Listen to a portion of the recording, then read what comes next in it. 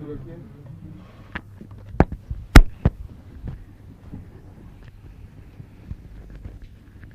صاحب تشریف لے آئے. ڈاکٹر گل محمد صاحب, کل میں ان کے جو عالمانہ مضمون ہے ان کا اس پر میں کچھ گفتگو کر رہا تھا, اس کو ختم کر کے پھر باقی باتوں کی طرف لوٹیں گے. پھر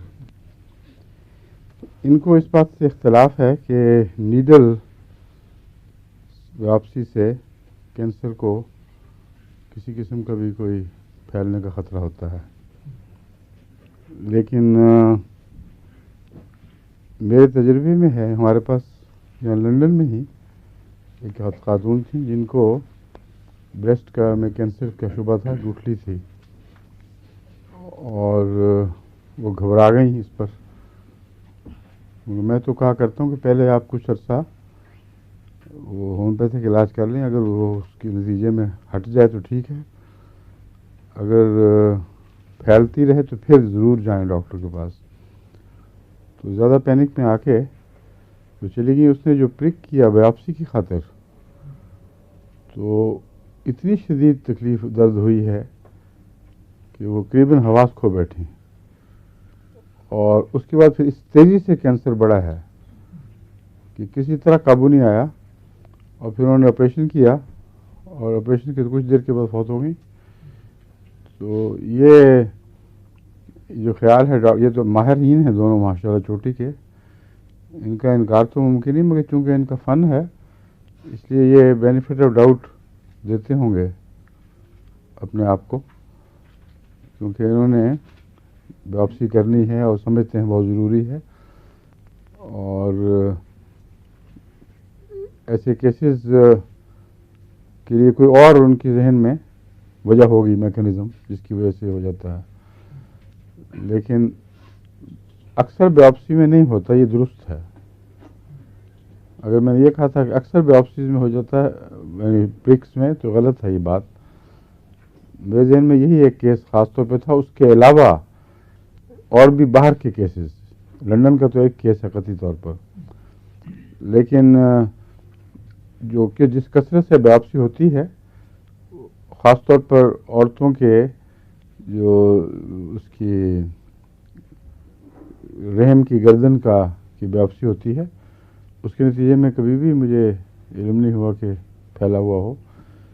تو منحصر ہے یہ کس قسم کی بایوپسی کس صورت میں کی جا رہی ہے.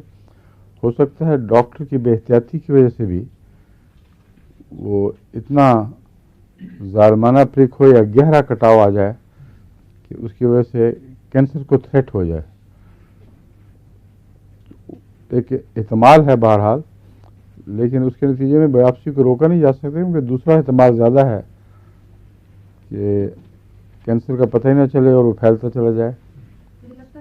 ہاں میرا خیال تھا وہ باہر جا کرتی ہیں اس وقت.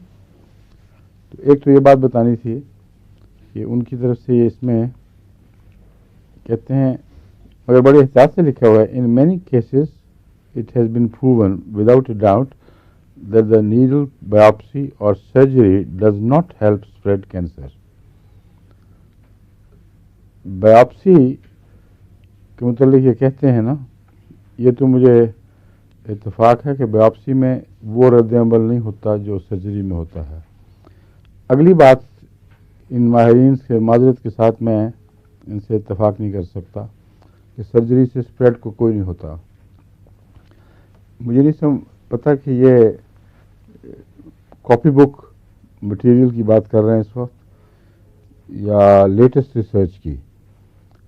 جو لیٹسٹ ریسرچ میں نے آپ کے سامنے رکھی تھی وہ بالکل آخری حرف ہے اس وقت تک. اس میں وہ کہتے ہیں کہ سرجری سے پہلے ہی کینسر اپنی شاخیں پھیلا چکا ہوتا ہے.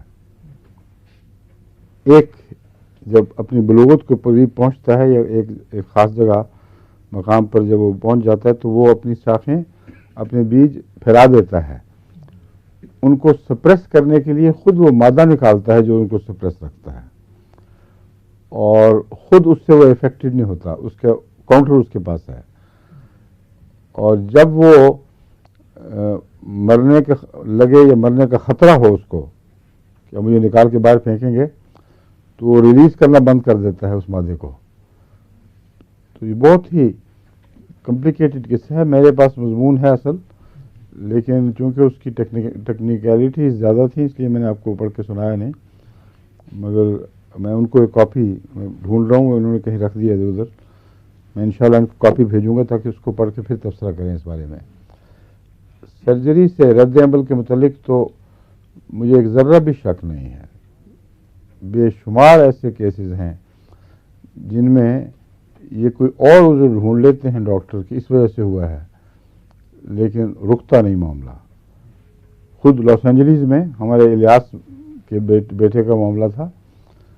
مسلسل اسپیشلسٹ اس کو یہی کہتے رہے کہ یہ ہم نے گھیرے میں لے لیا ہے، اب جب اس کو ماریں گے اور ختم کریں گے تو کوئی امکان نہیں ہے اس کا کہیں اور دکھائی دینے کا. اور سارے انہوں نے امتحان لے لیے اور میں آخر وقت تک ان کو یہ کہتا رہا کہ یہ غلط ہے. پھر انہوں نے واضح طور پر کہا کہ اس کا سیکنڈری اگر ظاہر ہو سکتا ہے تو لنگز میں ہو سکتا ہے، دماغ میں نہیں ہو سکتا، یعنی ہماری نون سائنس کے لحاظ سے.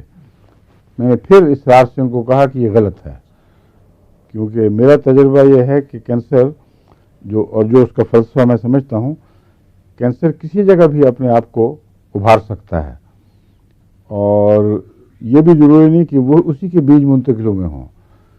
جو مزاج کی کمزوری ہے یا مزاج کی بغاوت، دبانے کے مزاج کی کمزوری یا ابھرنے والے مزاج کی بغاوت، یہ بنیادی طور پر سارے جسم سے تعلق رکھنے والی چیز ہے. اور اگر کینسر اس ٹائپ کا باغی ہو جو ان کے علم کے مطابق بڑے وائلنٹ ریئیکشنز کیا کرتے ہیں، تو وہ محدود نہیں رہتا لنگز میں. اس بچے کو لنگز کی حفاظت کے لیے میں پہلے ہی دوائی دے رہا تھا، کیونکہ یہ جو میٹاسٹاسس ہے لنگز کی طرف، اس میں خدا کے فضل سے ہومیوپیتھک میں اچھی دوائیں ہیں. اگر کوئی زیادہ کیموتھراپی وہ نہ کرے یا لنگز پہ سرجری نہ ہوئی ہو تو وہ اس کو روک دیتی ہیں. اور جب یہ بڑا آپریشن ہوا اور انہوں نے خوب کامیابی کہہ دی کہ ہاں بالکل ٹھیک ہو گیا، مبارک ہو اب، تو اس کے کچھ دیر کے بعد دماغ میں ورم ہوئی اور درد شروع ہوئی. اور انہوں نے پوچھا کہ یہ کیا ہے، تو کہتے یہ پیپ ہوگی، کینسر تو نہیں ہو سکتا. اور پیپ کے لیے جب کھولا تو پتہ لگا کہ کینسر سارے پھیل چکا تھا دماغ میں. تو اس لیے یہ ان دونوں ماہرین کا میرے دل میں بہت احترام ہے، مگر ہومیوپیتھک جو میرے شاگرد ہیں ان کو میں سچی بات ہی کہوں گا جو میرے تجربے میں ہے. اس کا ریئیکشن ہوتا ہے سرجری کا، اور وہ ہونا چاہیے، کیونکہ اس کا مزاج ہے بھڑکنے کا اور باغیانہ. اور دوسرا، نئی تحقیق ثابت کر چکی ہے کہ کینسر ایک آرگنائز چیز ہے، اتنا سیلف آرگنائزڈ ہے کہ بیفل کر دیا ہے اس کو محققین کو. یہ نظام جو ہے بیج پھینکنا اور پھر انتظار میں بیٹھے رہنا اور ان کو نہ بڑھنے دینا اور آپ بڑھتے رہنا، یہ تو پوری شیطانی ہے. اور پھر شیطانیت کی ایک اور صفت انہوں نے خود بھی بیان فرمائی ہے ہیومرل میکنزم کے تعلق میں. وہ کہتے ہیں کہ اینٹی جین اس پر نہیں ہوتی، اس لیے پہچانا نہیں جاتا، اور ریئیکشن تبھی بہت ڈیلی ہو جاتا ہے، یا ہو تو پھر کام نہیں آتا. قرآن کریم نے جو شیطان کی تعریف فرمائی ہے اس میں یہ ہے کہ وہ تم پر وہاں سے حملہ کرے گا یا کرتا ہے کہ تم اسے دیکھ نہیں سکتے، وہ تمہیں دیکھ رہا ہے، اور تم حملے سے متنبع نہیں ہوتے اس کے، سوائے اس کے کہ اپنی روحانی صحت درست رکھو، حملہ ہو نہ سکے. ورنہ شیطان وہاں سے آتا ہے جہاں سے تمہیں دکھائی نہیں دیتا. اب انہوں نے وہ شیطان کی تعریف خود اپنے مضمون میں لکھی ہے کہ کینسر پہ وہ اینٹی جین نہیں ہوتی جس کے ذریعے وہ پہچانا جائے.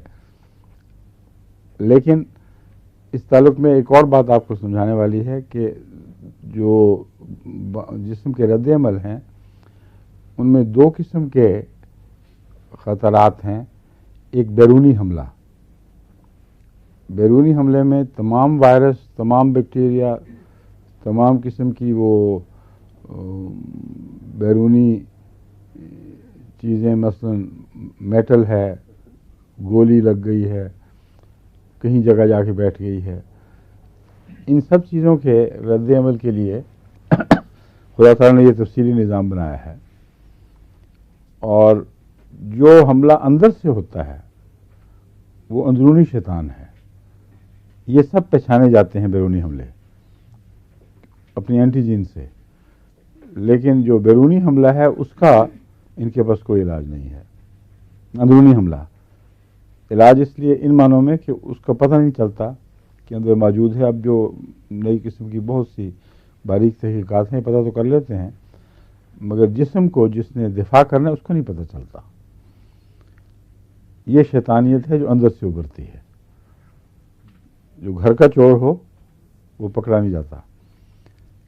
جہاں تک ان کے دفاع کا تعلق ہے، ان کا سسٹم جو ہے وہ دو طرح کا میں نے کل بتایا تھا، شاید تفصیل سے پتہ نہیں بتایا کہ نہیں، کہ یہ جو ٹی سیلز ہیں یہ ہیں بنیاد.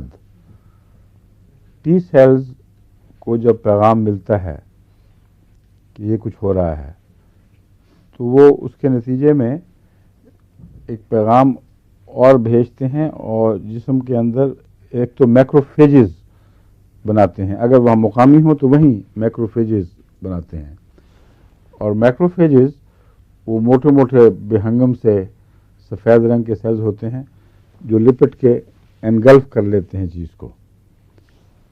اور بہت سے ٹی سیلز پھر سب ٹیو سیلز بناتے ہیں. سب ٹی سیلز کا مطلب ہے ٹی سیلز کی کچھ خاص قسمیں جن کے اندر ان بیماریوں کا مقابلہ کرنے کی اور ان کو ڈیزالو کرنے کی طاقت ہوتی ہے. وہ اس طرح بہراست ڈیزالو نہیں کرتے بلکہ ایک کیمیکل ریئیکشن ریلیز کر دیتے ہیں. جو کیمیکل ریئیکشن اس بیرونی چیز کو جو اندر بیٹھی ہوئی ہے اس کو کھا جاتا ہے، اور خود اس دور میں خود بھی جیسا کہ میں بیان کیا تھا اس میں ختم ہو جاتے ہیں. اس میں جو بھی سیلز ہیں ٹی سیلز وہ سپریسو ٹی سیلز بناتے ہیں جو اینٹیجن سپریسرز ہوتے ہیں، اور اس کے نتیجے میں پھر ارد گرد جو سوزش اور جو ہنگامہ برپا ہو جاتا ہے مقامی طور پر، یہ سارا لوکلائزڈ ہے. اور جو دوسرا سسٹم ہے وہ بہت ہی زیادہ کمپلیکیٹڈ ہے، اور اس لحاظ سے کوئی بھی ایوولوشن کا نظریہ اس کی توجہ نہیں کر سکتا، اس کی وجہ جواز پیش نہیں کر سکتا.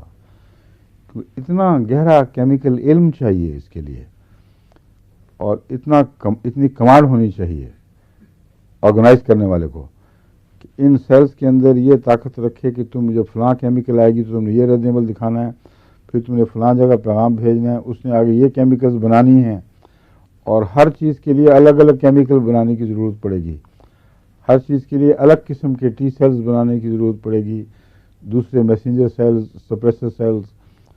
تو بہت ہی کمپلیکیٹڈ نظام ہے. اسی لیے میں نے کل نظریہ پیش کیا تھا کہ میرے خیال میں بعید نہیں کہ ایوولوشن کے سفر کا تمام جو ان کا تجربہ ہے زندگی کا وہ زندگی میں محفوظ کر دیا گیا ہو، اور جہاں نئی قسم کے حملے نئے پیدا ہوئے ہیں وہاں افراتفری بڑھ جاتی ہے. اور اس بات کا ثبوت کہ یہ نظریہ قابل قبول ہے، یعنی قابل غور ہے، یہ ہے کہ جو بچے ماؤں کے دودھ سے وہ اینٹی باڈیز نہیں لیتے جو ماؤں کے دودھ میں ملتی ہیں اور وہ دوسرے دودھوں میں نہیں ہوتی، اس حصے میں ان کی کمزوری رہ جاتی ہے اور ان کو جسم کو اس کا مقابلہ نہیں آتا. تو ماں کا دودھ بہترین غذا ہے.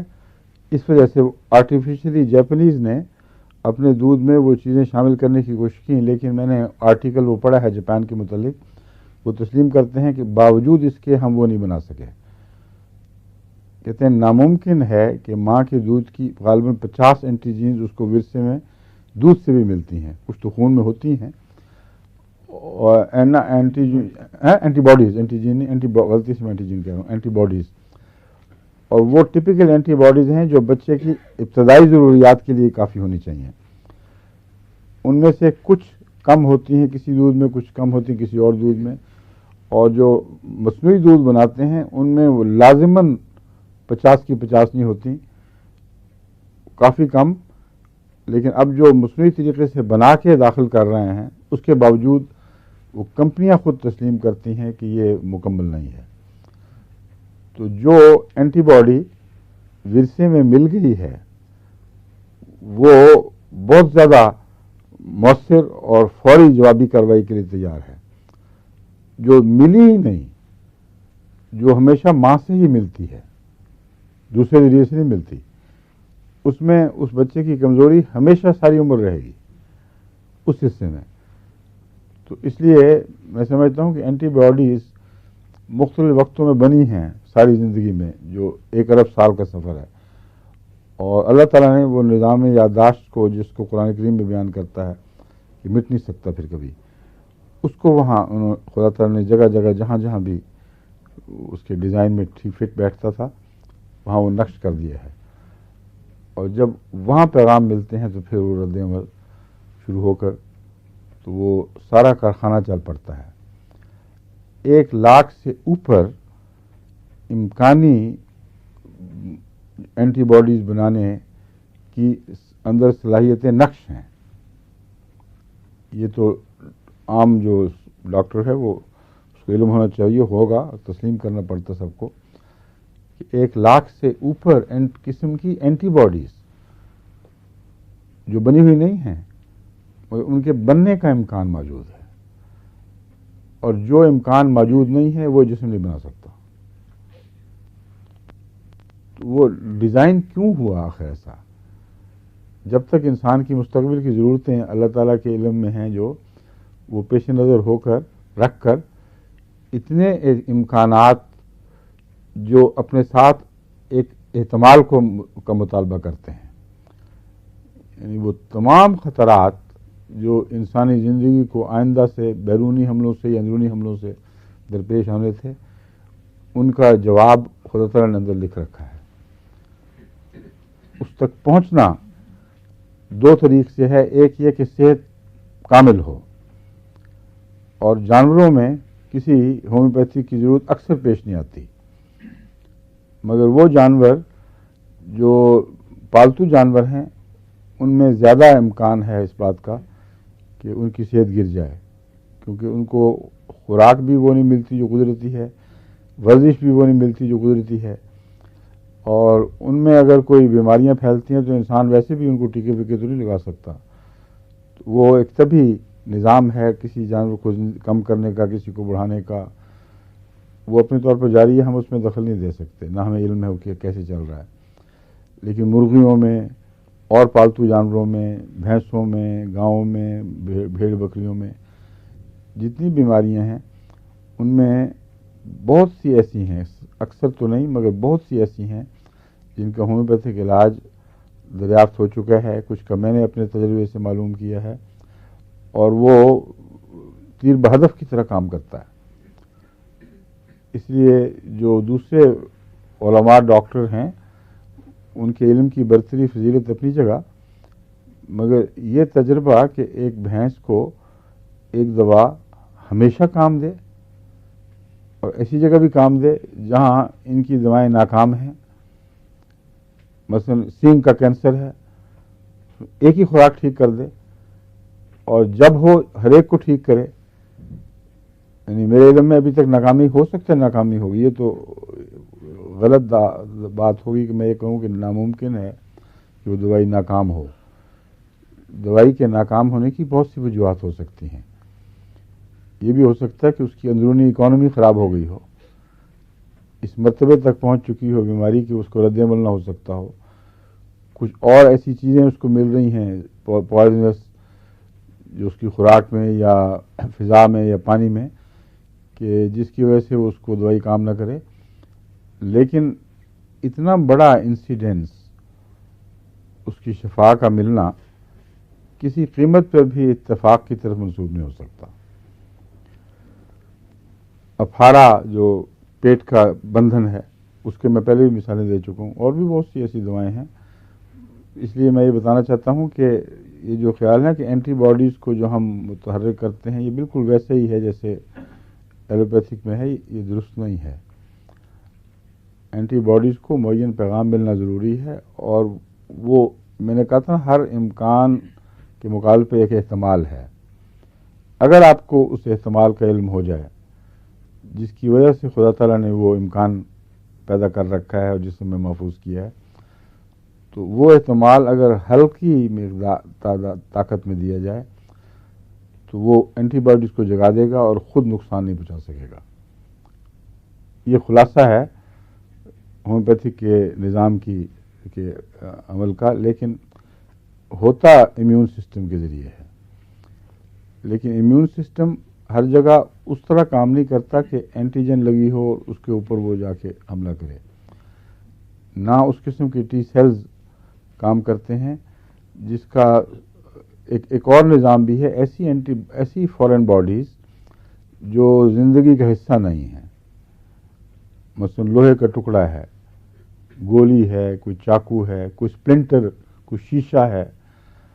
اب یہ تو ایک دھاتوں کی قسم کی چیزیں ہیں جو زندگی کا حصہ نہیں ہیں. جس امیون سسٹم کو ڈاکٹرز پیش کرتے ہیں، جن کے جہاں تک میں نے مطالعہ کیا ہے، اس میں ان کے خلاف لوکل رد عمل تو ہوگا ٹی سیلز کا، اور وہ انفلمیشن بھی کریں گے، پیپ بھی بنانے کی کوشش کریں گے، مگر وہ بھی اگر بیرونی حصے تک ہو تو پھر رہتا ہے. اندر اگر یہ ایمبیڈ ہو جائیں تو ان کی غیر ایک سی بن جاتی ہے، اور پھر کوئی بھی جسم کے اندرونی نظام اس کے خلاف ایسا رد عمل نہیں دکھا سکتا کہ آپریشن کی ضرورت نہ رہے. تو ہر وہ جگہ جہاں آپریشن کی ضرورت ہے وہاں ڈاکٹرز کو، ہومیوپیتھی ڈاکٹرز کو بھی تسلیم کرنا چاہیے کہ آپریشن کی ضرورت کو کلیتاً غلط قرار دیا ہی نہیں جا سکتا. ہر وہ چیز جہاں میکینیکل دخل اندازی کی ضرورت ہو، میکانیکی دخل اندازی کی، اس کے مطابق ہومیوپیتھی یہ دعویٰ کرے کہ جی صرف تم ہم سے علاج کراؤ، ڈاکٹر کے پاس نہ جاؤ، مارنے والی بات ہے بیچارے کو. کئی جگہ آپریشن کی ضرورت پیش آ جاتی ہے، لیکن اس قسم کے بعض کیسز جس میں نے مثال دی ہے، مثلا لوہے کا ٹکڑا آ گیا ہے، شیشہ آ گیا ہے، ایسے کیسز میں یا ایسے حادثوں میں ان کا جو امیون سسٹم کا نظریہ ہے اس کو کام نہیں کرنا چاہیے، کیونکہ نہ کوئی چیز اس کو پگھلانے کے لیے جاتی ہے، نہ اس کو گر لپٹتی ہے، نہ کیمیکل ریئیکشن نکالتی ہے. سلیشیا دیں تو جسم اس کو نکال کے باہر پھینک دیتا ہے. انتڑیوں میں چبھی ہوئی سوئی سیدھا راستہ نکالتی ہے، shortest route to the surface, اور نکل کے باہر آ جاتی ہے. اگر اس کی گواہیاں چاہیے ہوں تو وہ ایلوپیتھک سرجنز جنہوں نے تشخیص کی اور پھر مجھ سے پوچھا، میں نے ان کو جو دوا بتائی، ان کی گواہیاں تحریر میرے پاس موجود ہیں کہ حیرت انگیز واقعہ ہوا ہے جو ہم سوچ بھی نہیں سکتے، ہمیں سمجھ نہیں آتی ہوا کیسے ہے. سوئی اٹکی ہوئی تھی انتڑیوں کے اندر یا معدے کے نالی کے پاس قریب کہیں، اور سرجری ممکن نہیں تھی، خطرناک تھی، اور مریض بہت تکلیف میں تھا. تو اس کو ایک ہمارے ڈاکٹر مبشر ہیں، انہوں نے تجربہ کیا، انہوں نے سلیشیا شروع کرائی، اور اب مجھے یاد نہیں کس دیر میں، غالباً 1 مہینے کی وہ بات بتاتے ہیں کہ 1 مہینے میں اس انتڑی سے چیز نکلی ہے، سوئی چلتے چلتے چلتے باہر آئی ہے، یہاں تک کہ اس کا اوپر کا کونا نظر آنے لگ گیا، اور اس کو آرام سے انہوں نے باہر کھینچ لیا، نہ خون نکلا نہ پیپ بنی. تو وہ مائکروفیجز کہاں گئے؟ وہ ٹی سیلز جو ہیں انہوں نے وہ کیمیائی ری ایکشن کہاں بنائے ہیں؟ تو جو خدا تعالیٰ نے دفاعی نظام بنایا ہے وہ حیرت انگیز ہے، ناقابل یقین ہے، لیکن نظر آتا ہے تو اس لیے ماننا پڑتا ہے. شیشہ میں نے آپ کو بتایا تھا، میں نے خود بھی پاؤں میں ایک ایسا پھنسا ہوا شیشہ نکالا تھا جو ٹیڑھا تھا اور لانچ کر گیا تھا، اور ہمارے بھائی منور مرحوم نے صاف کہہ دیا تھا کہ اس کا آپریشن میں مشکل ہے، ہم کوشش کر چکے نہیں نکلتا. اور اس میں بھی غالباً 3 یا 4 ہفتے کے اندر وہ آرام سے شیشہ یوں ہوتا ہوا الٹتا ہوا جس طرح کانٹا مچھلی کے منہ سے نکالتے ہیں، اس طرح خود وہ الٹا ہے اور اتر کے باہر آ کر تو دکھائی دینے لگ گیا کافی. میں نے کہا تھا اس کو کہنا زمین پہ پاؤں نہیں رکھنے، لیٹی رہے سر سے میں. تو پھر ماں نے آرام سے پکڑ کے اس کو نکال کے باہر کر دیا اور پلیٹ میں مجھے تحفہ بھجوایا کہ یہ بڑی خوفناک شیشہ تھا.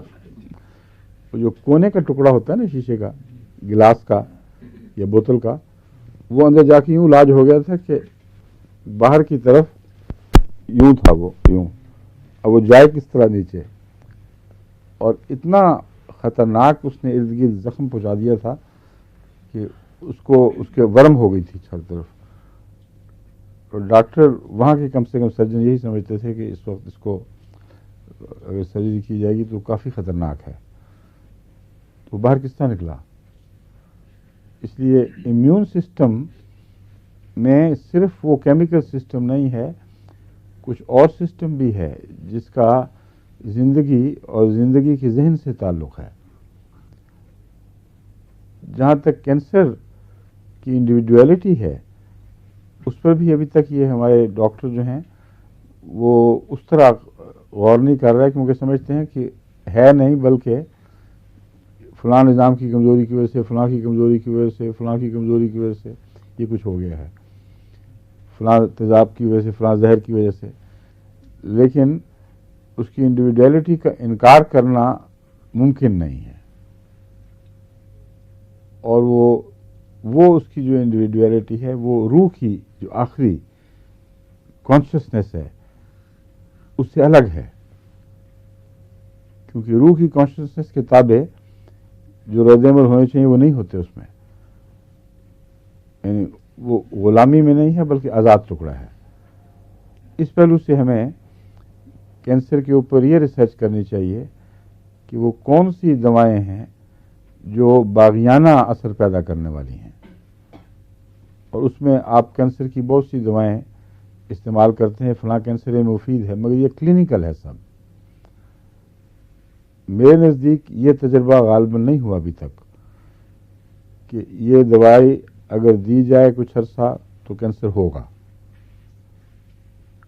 اور یہ رسک غالباً لیتا بھی کوئی نہیں ہوگا، مگر وہ جو ان کی پروونگ کی رپورٹس ہیں ان کے متعلق جہاں تک میں نے پڑھا ہے مجھے قطعیت سے کوئی ثبوت ابھی تک نہیں ملا کہ فلاں پروونگ کے نتیجے میں فلاں کو آنکھ کا کینسر، دل کا کینسر، جگر کا کینسر فلاں ہو گیا ہو. اس لیے یہ حصہ ابھی تک ہمارا تحقیق کے معاملے میں تشنا پڑا ہوا ہے. اس کو کس طرح تحقیق کی جائے؟ ایک تو کلینکل تجربہ جو ہمارا ہے جس میں بعض دوائیں بعض کینسر میں لازماً ثابت ہوئی ہیں، بعض دوائیں بعض امیون سسٹمز سے کام لینے والی ہیں جن کا ہمیں علم نہیں، نہ ڈاکٹروں کو علم ہے کہ اس نے کس طرح کام کیا. مثلا سلیشیا ہے، سلیشیا بعض کینسر کے کیسز میں بھی خدا کے فضل سے ایک ہی ڈوز کارآمد ہوئی کہ بالکل اس کا نشان مٹ گیا. وہی جو گریک لڑکی ہے اس کا خط انگریزی میں ترجمہ ٹھیک نہیں ہوا تھا، میں نے انگریزی میں دوبارہ پڑھا ہے، تو وہ یہ لکھتی ہے کہ آپ نے ایک صرف خوراک میرے منہ میں ڈالی تھی بس، اور کہا تھا کہ اب جاؤ تم اللہ کے حوالے، اور دعا میں کر رہا ہوں، اور خدا کے فضل سے مجھے دعا کے وقت احساس ہوا ہے کہ تم ٹھیک ہو جاؤ گی. کہتی آپ نے وہ پہلے ہوا تھا، خواب اس کو بعد میں آئی ہے، اور اسی رات پھر خواب میں اس نے دیکھا تو پھر اس کو تسلی ہوئی اور خواب کے نتیجے میں بیعت کی، اور اس کا کوئی نام و نشان بھی نہیں رہا. اب سلیشیا کو پروسٹیٹ کے کینسر میں نے خود دیکھا ہے کہ سنگل ڈوز اس طرح نشان مٹا دیتی ہے کچھ وجود ہی نہیں رہتا. بعض دفعہ ایڈز میں جو ریپیٹڈ تجربے ہوئے ہیں اب وہاں میں مختلف ملکوں میں، امریکہ میں مختلف شہروں میں ہوئے ہیں، مگر افریقہ میں غانا میں باقاعدہ میڈیکل جو ایکسپرٹس ہیں اس کے، ان کی مدد کے ساتھ بھی کیے ہیں تجربے. اور یوگینڈا تو خیر ہے ہی بدنام، وہاں کے تجربے بھی آئے ہیں، مگر ان تجربوں پہ ابھی پورا یقین اس لیے نہیں کہ وہ چوٹی کے ماہرین کے تجربے نہیں ہیں جو گواہ بنے ہوں، بلکہ وہ ان کا جو چیف وہ ہے کیمسٹ اس قسم کا احمدی تھا، وہ اس نے مجھے لکھے ہیں. تو ناکامی بھی ہوئی ہے، وہ بھی اس نے ذکر کیا ہے اتنے کیسز، اتنے معاملات میں، مگر جو ہوئے ہیں وہ حیرت انگیز ہیں. ایکٹیو ایڈز تھی وہ کیا کہتے ہیں HIV پازیٹیو نہیں بلکہ ایکٹیو ایڈز. تو کس طرح وہ کام کرتی ہے اور کیوں کام کرتی ہے؟ ایڈز اور کینسر اپنی شیطانی میں تو قریباً بھائی بھائی ہیں ایک دوسرے کے، بلکہ ایڈز سے زیادہ ڈرتے ہیں یہ. تو اس لحاظ سے ہومیوپیتھک میں آپ یہ ریسرچ جاری رکھیں کہ کینسر سے متعلق جو تعلق رکھنے والی دوائیں ہیں وہ کیا اثر کرتی ہوں گی. اس کے متعلق میں چاہتا ہوں کہ وہ احمدی ڈاکٹر جن کو رسائی ہے لیبارٹریز تک، یا وہ ہومیوپیتھ ڈاکٹر، یا وہ ایلوپیتھک احمدی ڈاکٹرز جن کو اب خدا کے فضل سے یہ ہومیوپیتھک لیکچر سن کر شناسائی ہو گئی ہے، وہ جب بھی کوئی دوا دیں تو اس کے کیمیکل ٹیسٹ پہلے کروائیں، فل کیمیکل ٹیسٹ، اور ہومیوپیتھک دوا دینے کے بعد پھر کیمیکل ٹیسٹ کروائیں، تاکہ جن کیسز میں یقینی فائدہ ہوا ہے ہمیں پتہ تو لگے کہ اندر ہوا کیا ہے. ابھی تک تو ہمارے نظریہ ہی ہیں نا، ہم جو تجربہ کرتے ہیں اس سے اندازہ لگاتے ہیں یہ ہوا ہوگا. ہوا کیا ہے؟ یہ تجربے کم ہوئے ہیں بہت، اور جو فرینچ سائنٹسٹ تھا ایک نوبل لاریٹ، اس نے کیے تھے، مگر وہ بھی چونکہ ذاتی طور پہ علم نہیں تھا ہومیوپیتھی کا، اس لیے محدود طور پہ کیے گئے، لیکن تبدیلیاں اس نے نوٹ کی ہیں.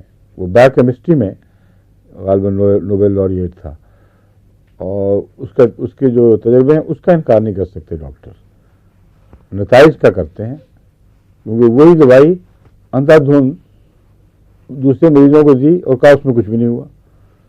اور سوال یہ ہومیوپیتھی میں تو سسٹم کام ہی نہیں کرتا. جس مریض اس کے ساتھ ایک ہومیوپیتھ لگا ہوا تھا، وہ تشخیص کر کے دوائی دیتا تھا اور پھر یہ تجربے کرتا تھا کہ اس پر اثر ہوا کہ نہیں. تو اس دوائی کا نام چونکہ اس نے لکھ دیا، بعض جگہ ایلوپیتھ نے جو مخالفانہ رنگ رکھتے تھے انہوں نے اسی دوائی کو دیا، مریضوں میں کام نہیں کیا، اعلان کر دیا کہ بالکل جھوٹ ہے. حالانکہ کوئی جھوٹ کا سوال نہیں، وہ بہت ہی چوٹی کا سائنسدان اور باوقار آدمی ہے. اس لیے ہمیں یہ تجربے کرنے چاہیے. یہ ہے ساری بحث کا خلاصہ جو آخر پہ میں آپ کے سامنے رکھنا چاہتا ہوں، کہ ہم اب تک یہ کہتے ہیں جی فلاں ہو گیا ٹھیک، فلاں ٹھیک ہو گیا. اب وہ ٹکڑا جو دبا ہوا سلیشیا نکالتی ہے وہ کیا کرتی ہے اندر؟ سلیشیا میں ہم نے یہ بھی دیکھا کہ وہ فلیریسس کیا کہتے ہیں، اس کا جو دھاگا ہے بے شمار لمبا، اس کو پانی بنا دیتی ہے، بالکل پگھل جاتا ہے، اور پگھل کے پھر وہ سوراخ سے ذرا سا اس کو ذرا پک نظر آتا ہے کہ ابھی کچھ بھر گیا ہے، پک کریں تو سارا بہ کے باہر آ جائے گا. اور وہ کیسے پگھلاتی ہے، کس قسم کے اس نے میکروفیجز یا اور چیزیں یا ٹی سیل کے ذریعے اس کے پلازما میں اینٹی باڈیز بنائی ہیں. یہ جو ٹی سیل کے یعنی جو ریئیکشن ہے نا اینٹی باڈیز کے، اس میں سلسلہ چلتا ہے. ٹی سیل پہلے آرڈر بھیجتے ہیں بی سیلز بنانے کے لیے، بی سیلز جب بنتے ہیں تو وہ ایک اور آرڈر کرتے ہیں، وہ پلازما میں antibody cells specific cells بناتے ہیں، اور وہ اسپیسیفک سیلز بینے ہی لاک ہونے والے ہوتے ہیں، جیسے کہ میں نے اس پہ جا کے لاک ہوتے ہیں. وہ آگے پھر کیمیکلز شروع کر دیتی ہیں بنانی، اور وہ کیمیکلز مینوفیکچر ہو رہی ہیں یا اکٹھی ہو رہی ہیں کہیں سے، جو بھی صورت ہے. اب یہ کارخانہ اندھا دھند کیسے ہو گیا ہے؟ اندھا ہوگا جو مانے اس بات کو. اتنی ہائی مائنیوٹ آرگنائزیشن ہے اور اتنا گہرا نو ہاؤ، اتنا زیادہ کیمیکلز کا علم، ان کے بنانے کا علم، ان کی تاثیروں کا علم، یہ خود بنا کے اندر نہیں ڈال سکتے وہ کیمیکلز. اتنا ایڈوانس کر چکے ہیں، کسی کا ریئیکشن ہو، کام کرے نہ کرے، یہ خود کو نہیں کر لیتے، ویسی کوئی کیمیکل جو اس کو ڈیزالو کر دے فوراً، اور ایک ڈراپ کیا ختم ہو گیا. علم ہی نہیں کہ اس کیمیکلز ہیں کس قسم کی، اور ہر چیز کے لیے الگ الگ بننی ضروری ہے. ورنہ وہ پلازما میں جو سیل بنتے ہیں اینٹی باڈیز کے، وہ ہر جگہ اسی طرح کام کریں، ہر ایک کے لیے الگ بنتا ہے، اور ہر ایک کی رسپانس میں الگ کیمیکل بنتی ہے. ناقابل یقین چیز ہے، حیرت انگیز. تو ریسرچ کر کے ہمیں یہ کوشش کرنی چاہیے کہ جو اندر کھاتے ہو رہا ہے اس کو پتہ کریں کیا ہو رہا ہے.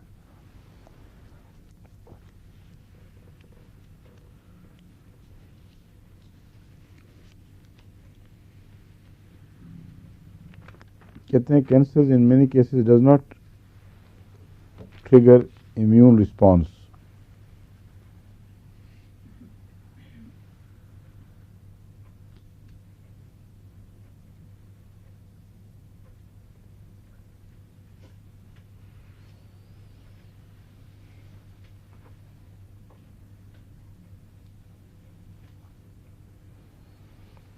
یہ کہتے ہیں the most important aspect among the factors for cancer development and spread, which they refer to me, I have discussed, is the role of subconsciousness, brain and physiological change. This needs to be explored more. یہ ٹھیک ہے، مگر انہوں نے لفظ brain استعمال کیا ہے جس سے مجھے اتفاق نہیں ہے. برین نہیں کرتا بلکہ مائنڈ کرتا ہے، اور یہ بھی کنٹروورشل ہے، لیکن اگر ان کے طرف کوئی چوٹی کے ماہرین ہیں تو میری طرف بھی ہیں یہ بات کہنے میں، ماہر فن، کہ برین نہیں ہے مائنڈ ہے. ڈاکٹر ایکرز کی مثالیں میں کئی دفعہ دے چکا ہوں. وہ امریکہ میں ہی تھا، میرا خیال ہے فوت ہو چکا ہے اب. اس نے بڑی گہری تحقیق کے بعد، جو ایپیلیپٹک سرجن تھا، ایپیلیپسی کا سرجن، اس نے غالباً 34 ایسے کیسز اپنی کتاب میں لکھے ہیں کہ برین کا وہ حصہ جو اسپیسیفک ہے بعض کاموں کے لیے وہ ختم ہو گیا، اور مائنڈ نے ٹیک اوور کر لیا، جس کو ہمیں پتہ نہیں وہ کیا چیز ہے، اور اس نے دوسرے حصے سے وہ کام لینا شروع کر دیا، اور یا بغیر کسی ریزنیبل وجہ کی، کیونکہ کوئی نرو ادھر منتقل نہیں ہوتی. وہ بحیثیت سائنٹسٹ کے، جو چوٹی کا سائنٹسٹ ہے، وہ جانتا ہے وہ کیا کہہ رہا ہے، اس میں کوئی فرضی کہانیاں داخل نہیں ہیں. کہتا ہے میں یہ جانتا ہوں اس علم کی روح سے کہ جو دھاگے اعصابی ریشوں کے چلتے ہیں، اس خالی جگہ سے جب تک وہ دھاگا نہ چلے وہ پیغام آگے نہیں پہنچ سکتا. اس خلا کو پر کرتے ہوئے کسی چیز نے کسی اور دھاگے کو حکم دیا ہے کہ تم یہ کام شروع کر دو. غرضی کی اور بھی بہت سی مثالیں، تو میں اس کی تائید میں ہے. میں مائنڈ کی بات کر رہا ہوں کہ ہیومن مائنڈ ہے جو یہ سب کام کرواتا ہے، اور ہیومن مائنڈ کو جو نظام ملا ہوا ہے اس میں ان شیطانوں کے مقابلے کی بعض دفعہ طاقت نہیں رہتی جو چھپا ہوا حملہ کرتے ہیں، اور ان شیطانوں کا علاج اس لیے مشکل ہے کہ مائنڈ کی ڈیفیٹ کے بعد یہ شیطان پیدا ہوتے ہیں، اور جب وہ ذہن تھک جائے اور وہ کام کرنا چھوڑ دے جس کے لیے خدا تعالیٰ نے اس کو صلاحیتیں بخشی ہیں، تو پھر یہ شیطان آزاد ہوتے ہیں. اس لیے اس عمومی چیز کو مد نظر رکھتے ہوئے ہمیں اپنی ریسرچ کو آگے بڑھانا چاہیے. جو انہوں نے فیکٹر لکھے ہیں کینسر رسک کے، اس میں ایک ہے ٹبیکو، جس کی بہت سی وہ ایسی کیمیا اس میں موجود ہے، ڈیٹیکٹ کی ہیں، جو کینسر پیدا کر سکتی ہیں، چنانچہ گلے کا کینسر، لنگز کا کینسر، زبان کا کینسر، اس میں ٹبیکو پکڑا گیا ہے کہ زیادہ تر یہی اثر انداز ہے۔ لیکن اس کے اور بھی بد اثرات ہیں۔ مثانے کا کینسر بھی یہ کر سکتا ہے، کیونکہ پیشاب کے ذریعے ٹبیکو کا جو زہر ہے جب وہ باہر نکلتا ہے تو جہاں جہاں سے گزرتا ہے اس میں خراشیں پیدا کرتا چلا جاتا ہے اور وہاں کینسر کر سکتا ہے۔ لیکن فیٹ کو بھی یہ کہتے ہیں اس سے بھی کینسر ہو جاتا ہے، اور مچ فیٹ کنزمپشن۔ اور فیٹ تو زہر نہیں ہے، مگر وہ کچھ اور باتیں ایسی پیدا کرتی ہے جس کے نتیجے میں الکوہل بھی کینسر کی رسک پیدا کرتا ہے۔ اور ایک اور چیز، ملٹیپل سیکشل پارٹنرز، جہاں جنسی بے روی پائی جائے وہاں بھی ان اعضاء کے کینسر کا رجحان بڑھ جاتا ہے۔ اور امیونو سپریشن، یعنی وہ چیزیں جو امیون سسٹم کو سپریس کرتی ہیں، میرے نزدیک امیون سسٹم کو سپریس کرنے والا مضمون جو ہے وہ اس طرح نہیں ہے کہ کوئی ڈرگ اس کو سپریس کر رہی ہے، بلکہ بہت سے حصے ایسے ہیں جہاں امیون سسٹم سے کام نہیں لیا گیا جبکہ لیا جانا چاہیے تھا۔ امیون سسٹم کی اتنی مدد کی گئی کہ وہ بیکار ہو گیا۔ یہ اس کو سپریشن نہیں کہہ سکتے، کیونکہ یہ سپریشن نہیں ہے، بلکہ لاڈ پیار میں برباد کرنے والی بات ہے۔ اینٹی بایوٹکس کی جو میں خلاف ہوں، یہ مطلب نہیں کہ وہ سپریس کرتی ہیں، نہ اینٹی بایوٹکس اپنا زہر دوسری جگہ پھیلاتی ہیں، جگر کو بھی نقصان پہنچاتی ہیں اور جگہ بھی، جس کا انکار نہیں کر سکتے۔ جو سمجھدار ڈاکٹر جانتے ہیں کہ اس کے براہ راست بعض زہریلے اثرات بھی ہیں جو مختلف اعضاء پہ پڑتے ہیں۔ لیکن جب بیکٹیریا کو بار بار براہ راست دوائی مار دے، اس کا کچھ نہ رہنے دے، تو وہ نظام جو حرکت میں آیا ہے بار بار، اس کو پیغام ملا ہے لیکن دیکھا اس نے کہ کچھ بھی نہیں ہے، شیر آیا دوڑنے والی باتیں ہوتی رہی ہیں۔ یہ وجہ یا کچھ اور وجہ، یا سستی اور غفلت، کاہلی ہو گئی ہے اس نظام میں، وہ خطرناک چیز ہے جو کینسر پر منتج ہو سکتی ہے میرے نزدیک۔ اور اینٹی بایوٹکس استعمال کرنے والوں میں ابھی تک میں تحقیق گنتی کی تو نہیں کرائی، مگر جو میرا عمومی جائزہ ہے آفاقی نظر سے، اس میں ان میں انسیڈنس آف کینسر یقیناً زیادہ ہے ان کی نسبت جو اینٹی بایوٹکس استعمال نہیں کرتے، اینٹی بایوٹکس سمجھ گئے ہیں۔ اس پر بھی ہمارے ہومیوپیتھ ڈاکٹرز کو اور ایلوپیتھک ڈاکٹرز کو تقابلی نظر رکھنی چاہیے، اور جن کو توفیق ہے، جن کا پیشہ یہی ہے، ان کو باقاعدہ اس کا ریکارڈ رکھنا چاہیے۔ کینسر کے جتنے مریض آتے ہیں ان کا ایک اور نظر سے تجزیہ کہ ان کو کون کون سی ایسی بیماریاں ہوئی تھیں جس کا انہوں نے اینٹی بایوٹک علاج کرایا، اور دوسرا اس پہلو سے بھی تحقیق ہونے والی ہے کہ اگر کینٹ کا نظریہ درست ہے، جس سے مجھے اتفاق میں اس لیے ہے یا میں اس پہ زیادہ اعتماد کرتا ہوں کہ جتنی اس کی میں نے تحقیق دیکھی ہے، جتنے اس کے مشورے دیکھے ہیں، ان کو ہمیشہ ٹھوس پایا ہے۔ تو اس کا جو یہ نظریہ ہے کہ اسکن کے سپریشن سے کینسر کا تعلق ہے، اسکن ڈیزیز کے سپریشن سے، یہ کئی صورتوں میں تو قطعی طور پر دکھائی دیا ہے۔ ہمارے ڈاکٹر سعید صاحب مرحوم، ان کے متعلق میں نے پتہ کرایا کہ آپ مجھے بچپن کی ہسٹری اپنی بتائیں کہ آپ کو اسکن ٹربل کب ہوئی تھی اور اس کا سپریشن ہوا تھا کہ نہیں۔ تو انہوں نے جو بتائی یہ کہانی وہ بہت خطرناک ہے۔ ان کو آرسنک کھلایا گیا ہے بہت، اور اس کو سپریس کرنے کے لیے کچھ دیر کے لیے ان کو آرام ملتا رہا، اور اس کے بعد اس نے کام نہیں کیا اور پھر ایک دم سارے جسم پہ پھیل گئی۔ لیکن آرسنک پوائزن خود اتنی خطرناک چیز ہے کہ اس کے نتیجے میں کئی اور بیماریاں رفتہ رفتہ ڈیولپ ہو سکتی ہیں۔ اور بھی ایک دو چیزیں مجھے اس وقت یاد نہیں، مگر انہوں نے بتائی تھی کہ یہ طریقہ تھا ان کا باپچی ہے اور چیزیں، جو اس کو وہ جو آرسنک کا بھی جو کمپاؤنڈ تھا زبان پہ تھوک لگا کے حل کر کے تو پھر وہاں رگڑتے تھے. تو اینٹی اسکن ڈیزیز جتنی بھی میجرز ہیں ان میں احتیاط کرنی چاہیے.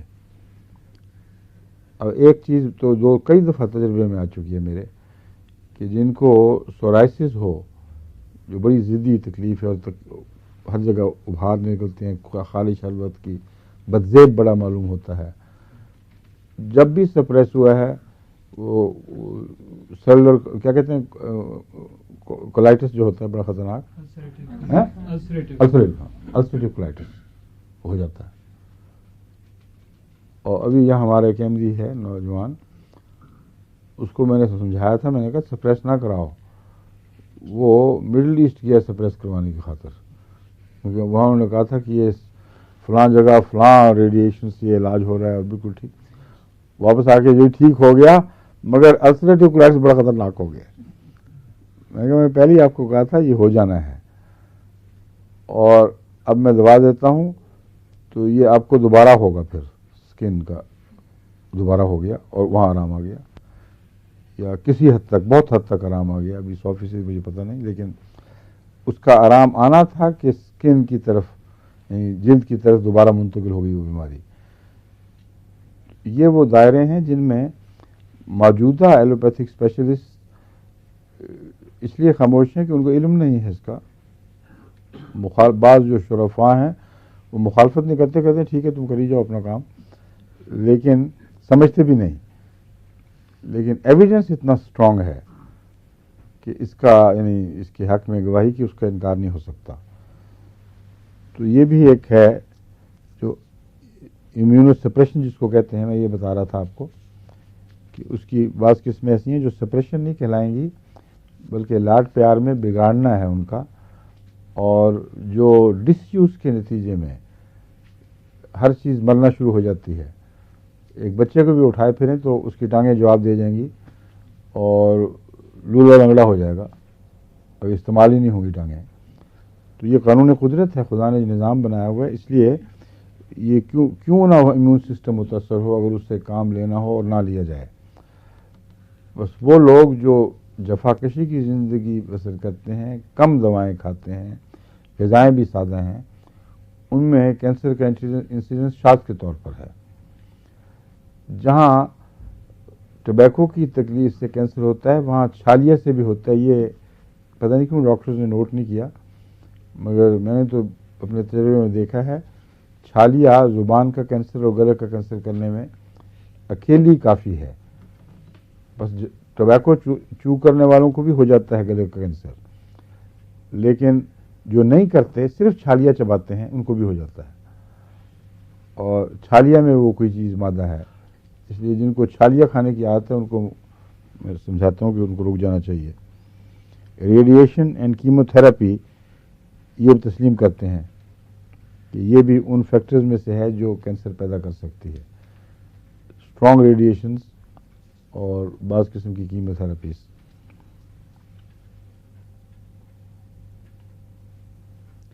آگے تفصیل ہے کہ ٹبیکو کس طرح کرتا ہے، فیٹ کنزمپشن کس طرح کرتی ہے الکوہل سے. یہ بڑا ہی عالمانہ مضمون ہے ان کا، مگر اس کی تفصیل بیان کرنے کی ضرورت نہیں ہے. ریڈیشن اور کیمو تھراپی سے کیا ہوتا ہے وہ کہتے ہیں یہ ان پیجز میں ہم نے جو تاثرات تھے بلا کم و کاست بیان کر دیے ہیں. اللہ تعالیٰ ان کو جزا دے، بہت انہوں نے محنت سے یہ مضمون لکھا ہے. مگر کہتے ہیں کہ ہم انشاءاللہ ہم میں سے ایک ڈاکٹر شیخ پاکستان جاتے ہوئے یہاں ٹھہریں گے، اور اس وقت وہ اگر آپ چاہیں تو لیٹسٹ جو بھی کینسر کے متعلق معلومات ہیں وہ ساتھ لیتے آئیں گے. بڑی کتابیں پڑھنے کا تو اب وقت نہیں رہا میرے پاس. جو پڑھ لی ایک دفعہ وہی خدا کے فضل سے کام آ رہی ہیں. اب تو صرف رسالوں پر نظر ڈال سکتا ہوں، تو یہ اگر کر دیں تو میرے لیے بہت مفید ثابت ہوگا انشاءاللہ، اور آپ سب کے لیے بھی مفید ہوگا. اب کینسر کی جو دوائیں ہیں جو مختلف ڈاکٹرز نے اور کینٹ نے بھی اور بہت سے چوٹی کے ڈاکٹرز نے وہ بستر وغیرہ بھی استعمال کی ہوئی ہیں، ان کے متعلق میں آپ کو بتانا چاہتا ہوں. مگر سب سے پہلے تو ہے کہ انہوں نے میرے ذمہ کتاب ڈال دی ہے سلطان عالم صاحب کی، بہاری صاحب. وہ عجیب و غریب کتاب ہے اور کافی مجھے مصیبت ڈالی آپ نے سب کا پڑھنا. ساری بحثوں کے بعد جب وہ پھر دوائیں تجویز کرتے ہیں تو اتنا ہی کنفیوژن رہتا ہے، کوئی معین شناخت نہیں پتہ چلتی کہ فلاں دوائی کہاں کام کرے گی. اور جو علاج ہے وہ آپ نے تجربے کرنے ہیں. اب اس پہ انہوں نے ایک سسٹم یہ ہے بہاری ٹیسٹ، اور اس پر ان کا بہت زور ہے کہ تم پوٹینسیوں میں جو خام خواہ مصیبت میں مبتلا رہتے ہو تو بہاری ٹیسٹ کیوں نہیں کر لیتے. بہاری ٹیسٹ کے لیے انہوں نے ہنیمن کی 2 آرٹیکلز کوٹ کیے ہوئے ہیں، اس آرٹیکل میں یہ اور اس آرٹیکل میں یہ. آرٹیکل سے مراد دفعہ، اور اس الہی کتاب کی یہ دفعہ میں یہ بات موجود ہے، اور اس وجہ سے کسی کو مجال نہیں ہومیوپیتھ کا انکار کر سکے. وہ بہاری ٹیسٹ ایک ان کا اپنا اسپیشل ہے، اور ایک آرٹیکل کے نتیجے میں ایک اور ٹیسٹ ہے. وہ کہتے ہیں جو ہومیوپیتھک یہ معلوم کرنا کون سی پوٹینسیاں دوں، تو سیدھی بات ہے وہ اس کی گولیاں لے مختلف پوٹینسی کی، اور مریض کے انگوٹھے اور اس کی انگلی کے درمیان وہ گولیاں ٹکا کے بند کرے، اور وہ اس سے پوچھو کہ اوپر اور نیچے گرمی کی لہر دوڑی ہے کہ نہیں. اگر گرمی کی لہر دوڑ جائے تو یہ وہی پوٹینسی ہے. اب وہ پوٹینسیاں شروع کرنی ہیں کہاں سے؟ 1x سے شروع کرنی ہے اور 1 لاکھ تک پہنچنا ہے. یہ کیا ہے؟ انا للہ و انا الیہ راجعون. اور اس کا اصل علاج یہ ہے کہ ہمارے جو یہاں ڈسپنسری ہے وہ تجربہ شروع کر دیں اور نوٹ کریں، لیکن یہ جب بند ہو جائے گی نا چیز، پھر میں آپ کو ایک بات بتاؤں گا، اس کے مطابق تجربہ کرنا ہے، پلاسیبو کا تجربہ بھی کرنا ہے. تو پھر مجھے بتائیں کہ کتنے مریضوں نے اول تو انگوٹھوں کے گولیاں رکھنی قبول کی تھیں جنہوں نے کر لی، لیکن اس کے بعد جو اگلا ہے نا وہ تو ماسٹر پیس ہے ان کا. وہ کہتے ہیں now comes the Bihari test.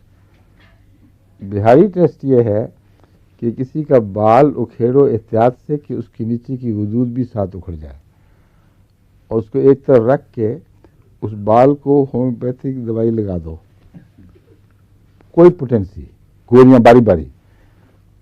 اور وہ جو انگوٹھا ٹیسٹ ہے، انگوٹھا انگلی ٹیسٹ، اس کی بجائے اس بال کے اوپر باری باری لگاؤ، پوچھو کہ گرمی محسوس ہوئی کہ نہیں. اور کہتا ہے ایسا عظیم شان ٹیسٹ ہے، جب صحیح پوٹینسی آئے گی اس کو کہے گا مجھے گرمی لگ رہی ہے، ویسا اس کے انتظار میں ویسے ہی گھبراہٹ شروع ہو جائے، اس سے بھی گرمی لگتی ہے بعض دفعہ. اب کچھ سوچے کوئی ہومیوپیتھ اس مصیبت میں مبتلا ہو سکتا ہے کہ 200 پوٹینسی پہ پہنچنا ہے اس نے، یا 1 لاکھ تک پہنچنا ہے، تو اتنے میں اس کے بال کا غضور ہی سوکھ جائے گا اور ہر گولی جو لگے گی اس کا اثر رہ گیا وہاں، دوسری گولی جو لگے گی وہ بھی کچھ اپنا اثر دکھائے گی. تو ہو سکتا ہے کہ اس بال کا حشر بھی گر چکا ہو بیچارے کا جب تک آپ 30 پوٹینسی تک پہنچے ہیں. مگر ویسے قابل ڈاکٹر لگتے ہیں، انہوں نے کافی تحقیق کی ہوئی ہے، ان کا مذاق نہیں اڑا رہا. مگر ہمارے ہومیوپیتھ اس رحج پہ چل پڑتے ہیں بیچارے. جو ناممکن چیزوں پہ یقین آنا شروع ہو جائے تو پھر کہتے ہیں ہر ناممکن پہ کیوں نہ کر لو. یہ ناممکن مان گئے، وہ ناممکن مان گئے، تو اس ناممکن کو کیوں نہیں مانتے. یہ مولویوں والی ذہنیت ہے. وہ ہمیں کہتے ہیں کہ عیسیٰ علیہ السلام بن باپ کے پیدا ہوئے تھے، ہم کہتے ہوئے تھے، اگر یہ ناممکن ہے تو آسمان پہ کیوں نہیں جا سکتے. تو یہ آسمان پہ جانے والا ٹیسٹ ہے اس پہ نہ آپ جائیں. مگر جو میں نے ٹیسٹ آپ کو کہنا ہے میں بتاؤں گا کس طرح کرنا ہے. انہوں نے جو دعائیں تجویز کی ہوئی ہیں ان میں اب میں وہ بات کرتا ہوں، وہ تو ان کے تجربے کی باتیں ہیں، کافی قابل اور تجربہ کار ڈاکٹر لگتے ہیں. لیکن دل چاہتا ہے کہ ان کے مریض جن پر انہوں نے پوٹینسیاں ٹیسٹ کی تھی ان کا حال کسی دن پتہ کیا جائے کیا حال ہے آپ کا. ٹھیک ہے؟ ہاں لیکن ان کے پلے پڑ کے ہم بھی نہیں رہے ہوں گے. خطرہ ہے مجھے اس ٹوٹ پوٹ میں سے گزر کے پتہ نہیں کیا رہ گیا بیچاروں کا. ایسیٹک ایسڈ یہ سرکہ ہے اور اس کا لنگس معدے کے کینسر سے تعلق معروف ہے. لیکن جو سمٹمز دیتے ہیں ان سب دواؤں میں آپ کے لیے ناممکن ہے کہ وہ سارے سوال کر کے ان سمٹمز کو آپ رکھیں یاد اور تفریق کر سکیں. 89 اور 95 95 دوائیں ہیں کینسر کی جس کی سمٹمز اس قسم کی ہیں کہ opening to the duodenum with predominance of connective tissue. یہ تو آپ کو پتہ نہیں چلے گا. gnawing burning pain in stomach. gnawing burning pain in stomach کیسے پہچان ہوگی؟ اکثر جو معدے کے کینسر کے مریض ہیں ان کو gnawing burning pain ہوتی ہے اور وہ اس طرح ضروری بیان بھی اس طرح کر سکیں تو علامت کوئی نہیں ہے. لیکن حقیقت میں اگر آپ پھر یہ کہ پیل ویکسن اسکن، اور پیل ویکسن اسکن بیچارے کینسر کے مارے ہوئے کی ہو ہی جانی ہے. بڑا مشکل ہے یہ پہچاننا کہ پیل ویکسن اسکن ہے کہ نہیں. پریونٹ سلیپ، کینسر کے اکثر مریضوں کو نیند اڑ جاتی ہے بیچاروں کی. ایک چیز ہے جو کچھ تفریق والی ہے وہ ہے کانسٹنٹ تھرسٹ اور red spot on left cheek with no thirst if accompanied with fever. اب ایسا مریض جس کو یہ سمٹمز ہو، یہ میرا خیال شاذ ہی ہوگا کوئی کہ معدے کا کینسر ہو، red spot on left cheek with no thirst accompanied with fever. میرا یہ تاثر ہے کہ ہمارے ہومیوپیتھس نے جو کتابیں پڑھی ہیں بعض لوگوں کے تجربوں کی اور انہوں نے وہ پڑھی ہوئی، یہ صاف پتہ چل رہا ہے.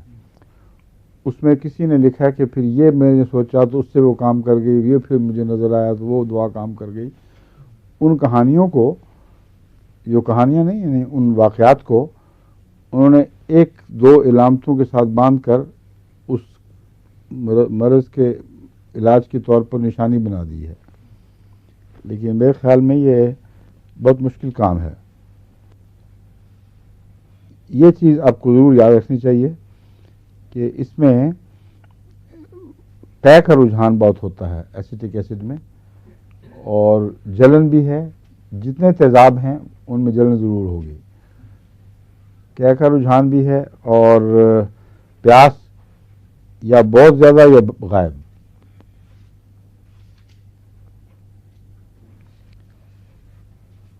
اور جسم میں متورم پھلپھلاہٹ والی سوجنے ہیں جو پانی کے بغیر ہیں، یا نہیں میرے میں نہیں لیکن انہوں نے لکھا بھی نہیں ہوا.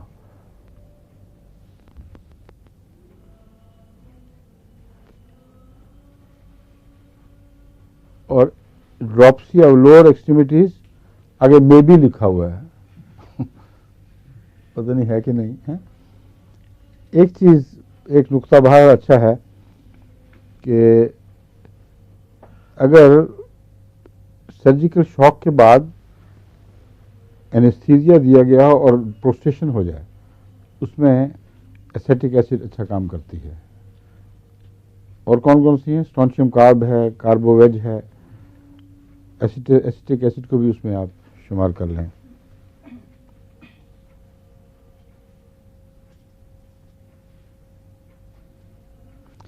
اب یہ بھی بڑا مشکل کام ہے یہ تجربہ کرنا، مگر ایک ایسا تجربہ جو ہو سکتا ہے آسان ہے نسبتاً. یہ کہتے ہیں ایسیٹک ایسڈ 1x میں لے کر اگر معدے کے اوپر رکھا جائے، یعنی پیٹ کے اوپر معدے کے مقام پر، اور یہ جاری رکھیں آپ مستقل، بدلتے رہا کریں کبھی کبھی. کہتے ہیں یہ معدے کا جو کہ دیکھیں کینسر کی گٹھلی کو ڈیزالو کر دیتا ہے. یہ میں نے اور کہیں نہیں پڑھا, تو ہو سکتا ہے تجربہ ذہن میں رہنا چاہیے آپ کے.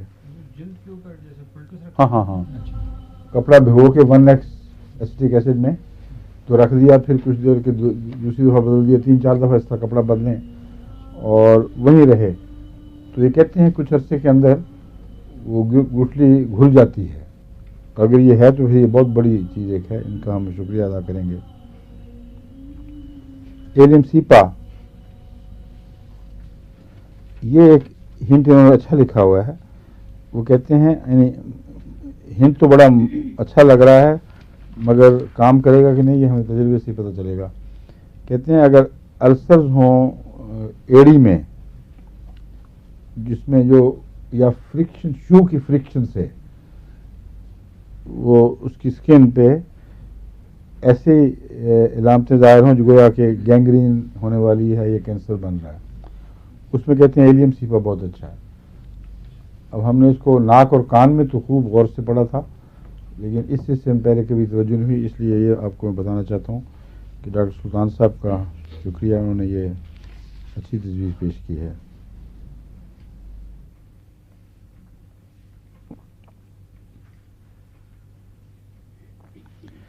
پنجنٹ flat ulcers with white discharges, یہ جتنے بھی فلیٹ ulcers ہوتے ہیں وائٹ ڈسچارجز ہی ہوتے ہیں اکثر ان کے, اس میں ایمونیم کارب اسی علامت پر صرف اگر دینی ہے تو بے شک دیں.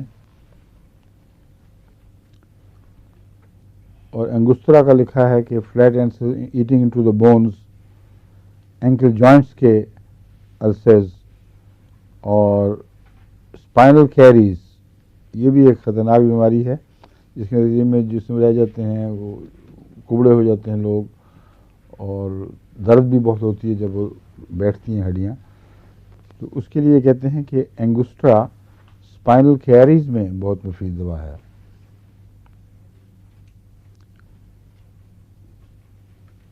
اور اگر ربنگ اینڈ ان بیڈ یہ ریلیف دے گی اس صورت میں. اینٹیمونیم crowd, fistulous deep and flat spongy ulcers with itching and pricking, bathing or getting heated near fire. اب علامتیں انہوں نے لی ہیں یوں اوپن بریکٹ, بیدنگ اور گیٹنگ کلوز ٹو فائر. اب عام طور پر اگر اس کے بعد ہو اور پتلی نوک اس طرف ہو تو اس کا مطلب ہوتا ہے وہ بڑھاتی ہیں, اور اگر موٹا کھلا منہ اس اینگل کا کسی بھی چیز کی طرف ہو تو نوک والا حصہ جو ہے اس کا مطلب ہے وہ دوسری طرف ہے, تو وہ چیز کو کم کرتی ہے. تو یہاں انہوں نے یوں بریکٹ ڈال کے اینگل بنا کے بیدنگ اور گیٹنگ ہیٹڈ نیئر فائر, اس کا مطلب یہ ہے کہ وہ اینٹیمونیم کروڈ میں ان تکلیفوں کو آرام آئے گا گرمی سے یا نہانے سے.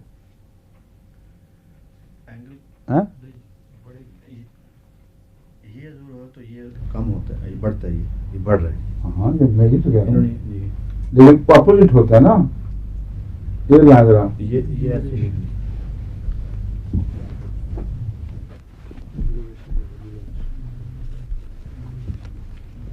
اگر میں یہ لکھوں سلیپ اور یہ ہو نیند, تو اس کا مطلب نیند سے ہی دوا برد بڑھے گا.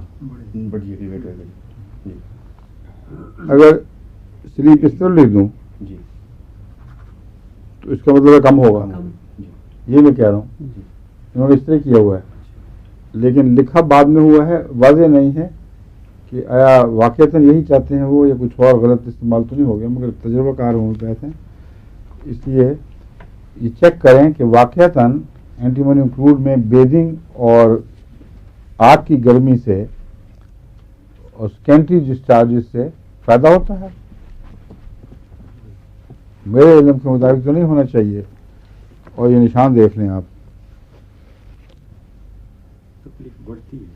یہ ساری چیزیں اس طرف لکھی ہیں جس کی نوک دوسری طرف ہے. سمجھیں, اگر یہ یہاں لکھتے آخر پر اور لوگ اس طرف ہوتی تو اس کا مطلب بڑھ رہی ہیں. جی اب اس طرف کی ہوئی ہے جو لوگ، اس کا مطلب ہے اس سے گھٹ رہی ہیں. جی ٹھیک ہے؟ جی ٹھیک ہے. تو آپ کے چہرے پہ واشت کیوں آئی ہوئی ہے؟ نہیں وہ پچھلے فکرے سے نہ ملایا ہوا میں نے، کیا؟ جو پیچھے پہلے لکھا ہے. with itching and pricking. Itching اور pricking سے بیدنگ بڑھ جاتی ہے. اس کا مطلب یہ ہے کہ بیدنگ ایگریویٹس. اگر بیدنگ ایگریویٹس ہو تو یوں ہونا چاہیے بیدنگ اینڈ ہیٹ، اس کے بعد یوں نشان پڑنا چاہیے. جی جی ٹھیک ہے بالکل. جی جی جی اگر منہ بڑا اس طرف ہے جی ایمیلیوریٹس تو ایمیلیٹ کا مطلب ہے بننا چاہیے اصلا. اچھا باقی پھر سے اب کیونکہ یہ 100 دعائیں انہوں نے دی ہوئی ہیں اور اس کے متعلق آپ کو سرسری بتانا تو ضروری ہے. میں اس کے بعد یہ امتحان لوں گا آپ کا کہ بتائیں کہ مریض آئے کینسر کا تو ان میں سے کون سی دوائی کس طرح پتہ کریں گے آپ. ٹھیک ہے؟ ڈاکٹر صاحب سے امتحان شروع کریں گے. آپ لوگ تو کویکس ہیں نا ڈاکٹر صاحب، تو ماہر رکھوانا. السلام علیکم.